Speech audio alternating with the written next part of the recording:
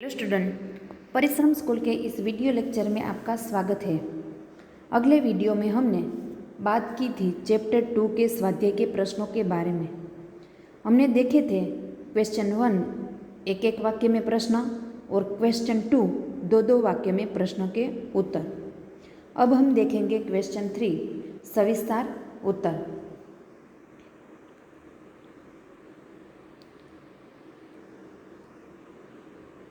एक प्रश्न हमने देखे थे। दूसरा है, सम्राट अशोक ने न्याय मंत्री का पद देते हुए शिशुपाल को क्या दिया? सम्राट अशोक ने न्याय मंत्री का पद देते हुए, जब न्याय मंत्री उसे बनाया तब शिशुपाल को क्या दिया? तो एक एक वाक्य में हमने देखा था कि उसे राजमुद्रा दी थी, अंगूठी जो उसने पहनी थी वो दे दी थी। तो सम्राट अशोक ने शिशुपाल को अपने दरबार में बुलाया क्योंकि उसे ये अपने राज्य को अपराध मुक्त करना था और सही न्याय मंत्री की आवश्यकता थी। इसीलिए सम्राट अशोक ने शिशुपाल को अपने दरबार में बुलाया। उन्होंने शिशुपाल से कहा था कि मैं आपको न्याय करने का अवसर देना चाहता हूँ। शिशुपाल भी इस अवसर के लिए तैयार था। यह जानकर सम्राट ने उन्हें न्याय मंत्री बनाया और अपने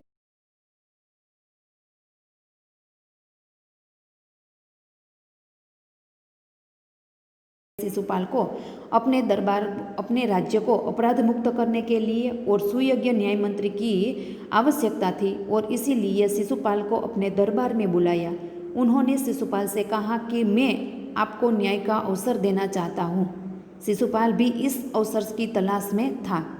यह जानकर सम्राट ने उन्हें न्याय मंत्री बनाया और उसने जो अंगूठी पहनी थी वो उसे दे दी। अगला प्रश्न है, शिशुपाल ने न्याय मंत्री बनते ही राज्य में न्याय के विषय में क्या परिवर्तन हुआ? जब शिशुपाल न्याय मंत्री बना तब राज्य में क्या परिवर्तन हुआ? तो न्याय मंत्री बनते ही शिशुपाल ने अपनी सुकुशल यानी कि कुशलता का परिचय दिया। उन्होंने राज्य को अपराध रहित बनाना शुरू किया। उनके सुप्रबंध का अच्छा असर हुआ। जो उसने व्यवस्था सुप्रबंध यानी कि अच्छी व्यवस्था की थी उसकी प्रजा पर अच्छी असर हुई। राज्य में पूरी तरह शांति रहने लगी। किसी को किसी भी प्रकार का भय नहीं रहा। लोग अपने घर के दरवाजे तक खुले छोड़कर बाहर जाने लगे। चारों तरफ न्याय मंत्री के सुप्रबंध यानी कि व्यवस्था की और न्याय की धूम मच गई। जब न्याय मंत्री बनते ही शिशुपाल ने अपनी कुशलता का परिचय दिया और उसने कहा, उसकी कुशलता का परिचय देते हुए कहा कि उन्हें राज्य को अपराध रहित बनाना शुरू कर दिया था कि अब मेरे राज्य में उसकी अच्छी व्यवस्था देते हुए उसने अपना परिचय दिया कि अब राज्य में किसी भी तरह का अपराध नहीं होगा, किसी को किसी भी बात का शिकायत नहीं होगी और उसे अन्याय नहीं।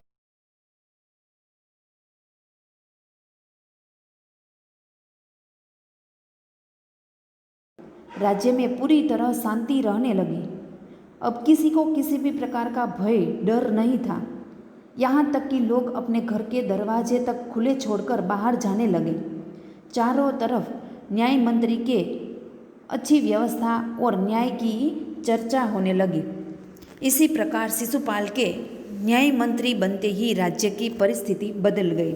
जो पहले अन्याय और अपराध होता था, आज शिशुपाल की ऐसी व्यवस्था, अच्छी व्यवस्था देखकर और राज्य की प्रजा थी वो भी भयभीत नहीं रही। उसमें किसी भी प्रकार का डर नहीं रहा। यहाँ तक कि वह अपने घर के दरवाजे खुले छोड़कर भी बाहर जाने लगे। तो कि ऐसी व्यवस्था देखकर राज्य में चारों तरफ उसकी चर्चा होने लगी। अगला प्रश्न है, सम्राट अशोक क्यों गदगद हो गए? सम्राट अशोक क्यों गदगद हो गए? तो सम्राट अशोक ने शिशुपाल को न्याय का असली रूप दिखाने का अवसर दिया। जब वह वहाँ पर गया अपने राज्य के लिए न्याय मंत्री की तलाश के लिए, वह परदेसी का वेश धारण कर निकला और एक परदेसी ब्राह्मण यानी कि शिशुपाल के यहाँ पहुँचा। तब शिशुपाल के यहाँ एक दिन रहकर उसने कहा कि शिशुपाल ने कहा सम्राट अशोक के कि आज सम्राट अशोक के दरबार में चारों ओर अन्याय और अत्याचार हो रहे हैं। और सम्राट अशोक ने शिशुपाल को न्याय का उसने कहा कि जो मुझे न्याय का अवसर मिले तो दिखा दूँ कि न्याय किसे कहते हैं। तो सम्राट अशोक ने शिशुपाल का न्याय का असली रूप दिखाने का अवसर दिया कि न्याय किसे कहते हैं, उसका अवसर दिया। उन्होंने देखा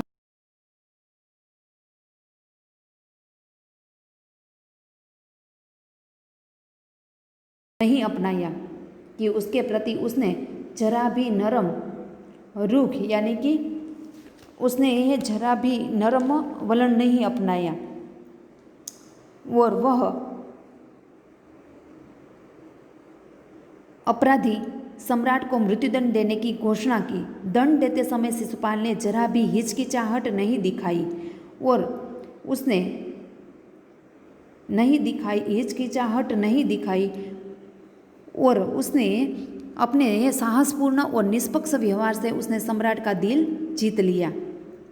तो कि सम्राट अशोक क्यों गदगद हो गए शिशुपाल के इस व्यवहार से। इस न्याय का असली रूप दिखाने का अवसर दिया था क्योंकि सम्राट अशोक ने शिशुपाल को उन्होंने देखा था कि शिशुपाल न्याय की कसौटी पर खरा उतरा।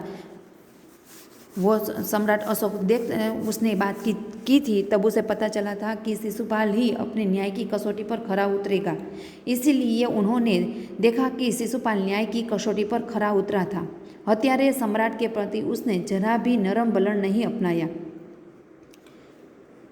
अब उसने अपराधी सम्राट को मृत्युदंड देने की घोषणा की कि एक दिन जब 1 ही महीना हुआ था जब न्याय मंत्री के पद पर वह स्थायी हुए शिशुपाल, तब एक दिन किसी ने रात को एक पहरेदार की हत्या कर दी और वो हत्यारा और कोई नहीं परंतु स्वयं सम्राट अशोक थे।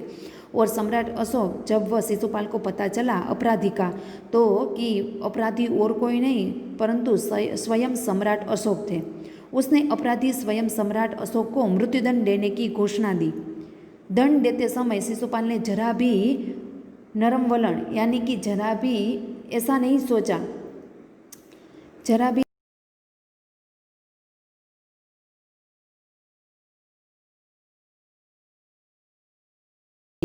कि उसे स्वयं सम्राट सम्राट थे, फिर भी उसने उसे मृत्युदंड देने की घोषणा की और इसी बात से स्वयं सम्राट अशोक ने उसका दिल जीत लिया। इस प्रकार न्याय मंत्री के रूप में शिशुपाल को सफल होते देखकर सम्राट अशोक है वो गदगद हो गए। अगला प्रश्न है, न्याय मंत्री ने अपराधी सम्राट के जीवन की रक्षा किस प्रकार की। कि न्याय मंत्री ने अपराधी सम्राट के जीवन की रक्षा किस प्रकार की। तो सम्राट अशोक ने एक राज कर्मचारी की हत्या की थी। सम्राट अशोक ने राज कर्मचारी यानी कि उसके सेनापति एक पहरेदार की हत्या की थी। इस अपराध के लिए न्याय मंत्री ने उन्हें मृत्युदंड देने की घोषणा की। न्याय मंत्री यानी कि शिशुपाल ने उन्हें मृत्युदंड देने की घोषणा की परंतु अपराधी और कोई नहीं परंतु स्वयं सम्राट अशोक थे। शास्त्रों में राजा को ईश्वर का रूप माना गया है, इसीलिए उसे केवल ईश्वर ही दंड दे सकता है। शिशुपाल ने कहा कि शास्त्र में कहा गया है कि राजा को ईश्वर का रूप माना गया है, इसीलिए उसे केवल ईश्वर ही दंड दे सकता है। न्याय मंत्री ने सम्राट की जगह उनकी सोने की मूर्ति को फांसी पर लटका दिया। इस प्रकार न्याय मंत्री ने अपराधी सम्राट के जीवन की रक्षा की। कि न्याय मंत्री जब शिशुपाल न्याय मंत्री बना तो उसे सम्राट अशोक की रक्षा कैसे की। तो सम्राट अशोक ने एक राजकर्म यानी कि सम्राट अशोक ने एक दिन एक पहरेदार की हत्या की थी। इस अपराध के लिए न्याय मंत्री ने शिशुपाल ने उन्हें मृत्युदंड देने की घोषणा की परंतु अपराधी और कोई नहीं परंतु स्वयं सम्राट अशोक थे।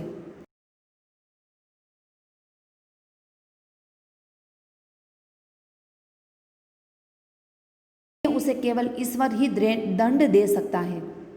न्याय मंत्री ने यानी कि शिशुपाल ने सम्राट की जगह उनकी सोने की मूर्ति बनवा देने का आदेश दिया और सम्राट की जगह सोने की मूर्ति को फांसी पर लटकवा दिया। इस प्रकार न्याय मंत्री शिशुपाल ने अपराधी सम्राट के जीवन की रक्षा की।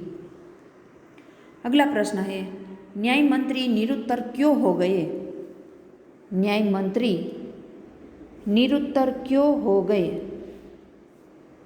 आंसर है, शिशुपाल न्याय मंत्री की कसौटी पर खरे उतरे थे, कि न्याय मंत्री की जो कसौटी थी उस पर वह खरे उतरे थे।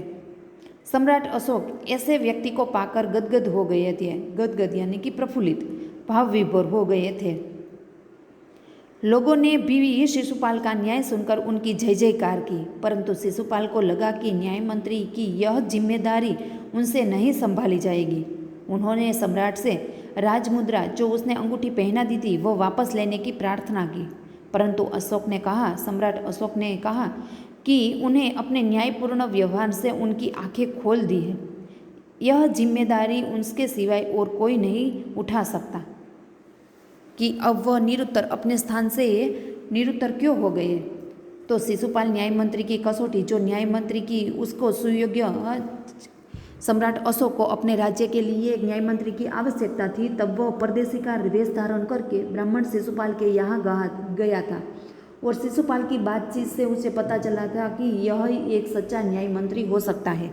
इसीलिए उसके सेनापति द्वारा उसको दरबार में बुलाया और शिशुपाल न्याय मंत्री की कसौटी पर खरे उतरे थे। सम्राट अशोक ऐसे व्यक्ति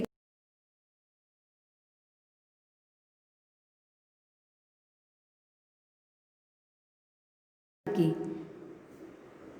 परंतु शिशुपाल को लगा कि न्याय मंत्री की यह जिम्मेदारी है वह मुझसे नहीं संभाली जाएगी। उन्होंने सम्राट अशोक से अपनी जो राजमुद्रा उसे दी थी वो वापस लेने की प्रार्थना की कि मुझे ये जिम्मेदारी है, ये मुझे नहीं संभाली जाएगी।